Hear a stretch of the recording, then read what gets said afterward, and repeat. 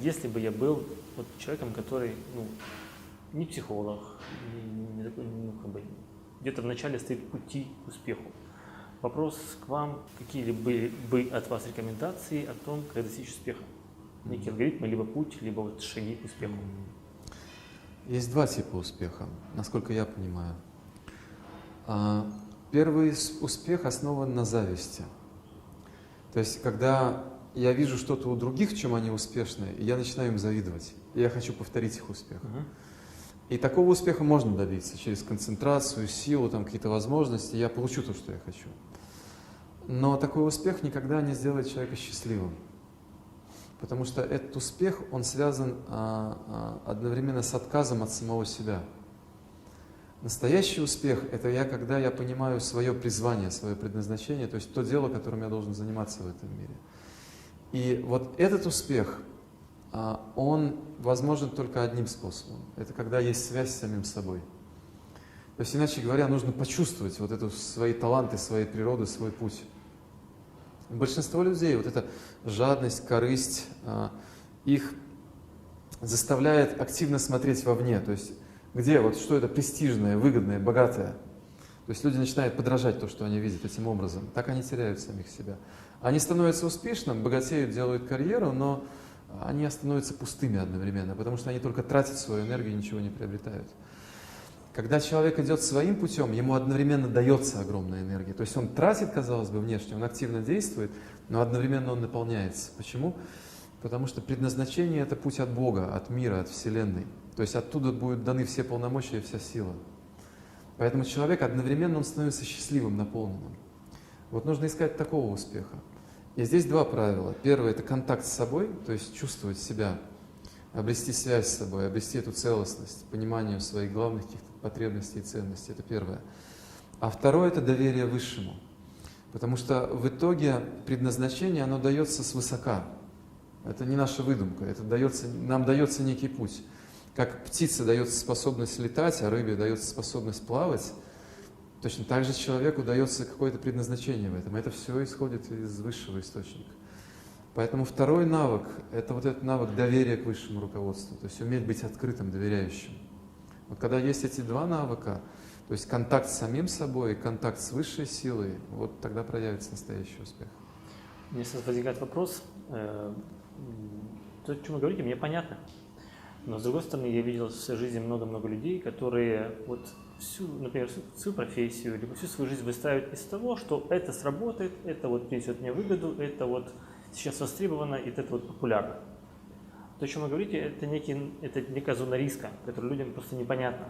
Как это можно отказаться от того, что работает наверняка, и пойти тем путем, который он не знает. И найти эту веру в себе, воспитать, чтобы к этому прийти по итогу. Путь к такому успеху, он основан на любви. Причем я сейчас скажу, может быть, неожиданную вещь, на любви родителей. То есть, если ребенок сполна от родителей получает вот это чувство любви, он внутренне, он бесстрашен. Вот если вы вспомните людей, они такие бесстрашные, свободные в жизни, то есть у них нет трудностей, для них любая трудность – это задача, которую перед ним жизнь ставит. Вы всегда там обнаружите родительскую любовь. То есть там есть вот этот тыл, защита. Потому что когда ребенок получил любовь, смотрите, все, для него весь мир – это как будто его дом. Но если ребенок, он не получил любовь родителей, для него весь мир – это зона страха, это зона риска, неизвестности. Поэтому секрет, как ни странно, вот здесь, в семье очень часто. Хорошо. И я, опять-таки, как психолог, видел, я даже вижу, что 90-95% наших семей, к сожалению, всего этого лишены. И люди, которые наполнены родительской любовью, это единицы. Как в этой ситуации стать успешным? Итак, действительно, семья сейчас очень сильно разрушена. Вот именно поэтому мы с вами и говорим об этом. То есть, смотрите, сам наш разговор, это означает, что родители могут задуматься. Если от моей любви, как матери и отца, зависит весь жизненный путь моего ребенка, смотрите, это серьезно уже, значит, я буду более внимательным в этой сфере. Потому что большинство родителей, к великой беде, не понимают вообще ответственность, которая на них. Не понимают. И поэтому я думаю, сам этот разговор, он уже что-то будет менять в этом плане. Это один момент. То есть это информация для родителей. Для будущих детей, как бы через родителей. Второе, что делать этим детям недолюбленным? Ну вот здесь наш предмет психология. То есть те программы, которые внутри заложились, они могут быть изменены. Если человек получит настоящее знание, если он придет в настоящую практику такую, настоящей психологии, то есть это может быть все изменено. Правильно ли я понял, что один из первых шагов, самых основных, это осознание важности того, что вот в себе это нужно развить, культивировать. Вот это хотя бы этот поток родительской любви, его нужно включить. Я даже приведу пример, как это работает. Даже вот попробуйте представить. Например, представить, что есть рядом кто-то, кто вам не доверяет очень сильно. И вам дается какое-то сложное дело. И вот он рядом стоит с этим чувством недоверия. Вот что вы чувствуете, когда вы будете делать это дело?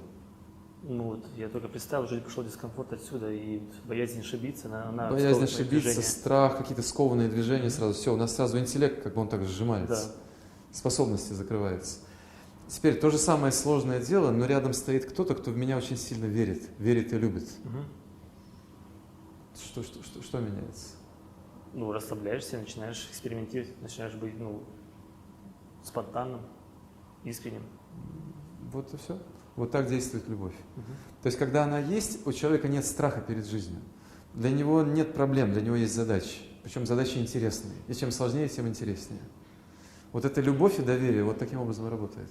И в этом смысле не все зависит от родителей. Нужно искать в жизни таких отношений, где вот это доверие и любовь есть. Моя к кому-то и кого-то ко мне. Муж, жена, да, мы создаем свои семьи. И так как мы относимся к своему партнеру, так он будет относиться и ко мне. Есть друзья, то, как я отношусь к ним, так они будут относиться ко мне. То есть вот эту зону любви мы сами должны создавать, это наша ответственность, чтобы в этой зоне любви оказаться. Тогда все намного проще в жизни станет.